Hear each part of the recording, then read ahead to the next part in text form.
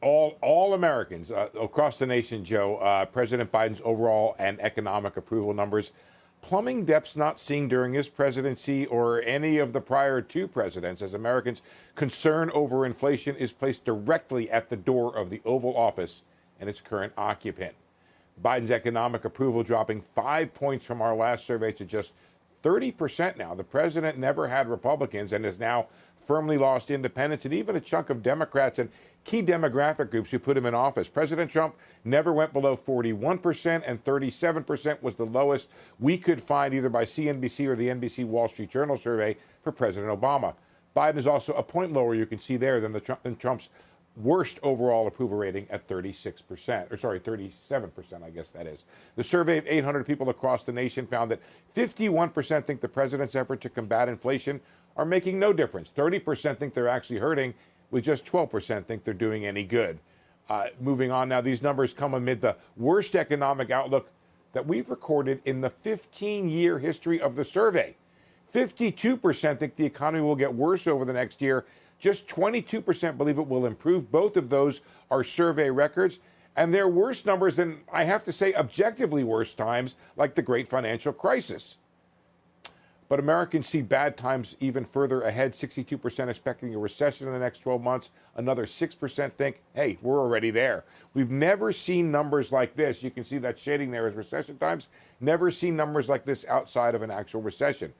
And just 38% see their home prices going up in the next 12 months. That's the lowest since the onset of the pandemic and a big drop since the last quarter. If there's any good news for Biden, it's that jobs and employment are not top issues for Americans. But the bad news is the cost of living outstrips every other concern of Americans by a 2-to-1 margin, Joe. Thanks, Steve. Did you ask anyone when they're going to be happier about things? What's it going to take? Are we in a multi-year malaise, Steve? Things like this don't turn around quickly, I don't think. You know, it's a good question, Joe, as to whether or not, and this really gets at Fed policy, is it all tied to the gas price? Is it all tied to inflation? Can we bring inflation down and buoy the spirits of Americans? I don't know. What is clear to me is, let's say you were charitable here and you say Biden was dealt a bad hand for a bunch of reasons, with Russia, the return from the pandemic. And I'm not saying he's not responsible. I'm just saying, let's say you say that. It's clear here he has not really dealt with it very well in terms of presenting a plan to Americans. What normally happens, Joe, guys, I don't know if you can bring a wall back up, but if you look at that view of Americans thinking that things will get worse, usually at some point in time when things are bad, Americans believe that they're going to get better. Sometimes in the worst possible moment, the outlook ends up being good. That is not the case right now. We do not see, look at this, look at that dip there where it says, what does it say, 15% or something like that? Only 15% of the public thought things would get worse in October 2020.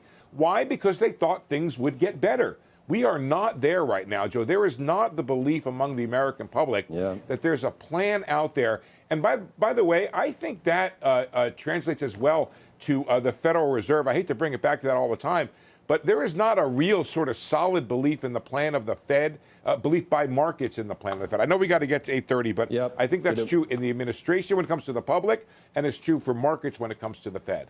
All right, good. All right, thanks, Steve. We do need to run. Sure, appreciate Joe. it. Shepard Smith here. Thanks for watching CNBC on YouTube.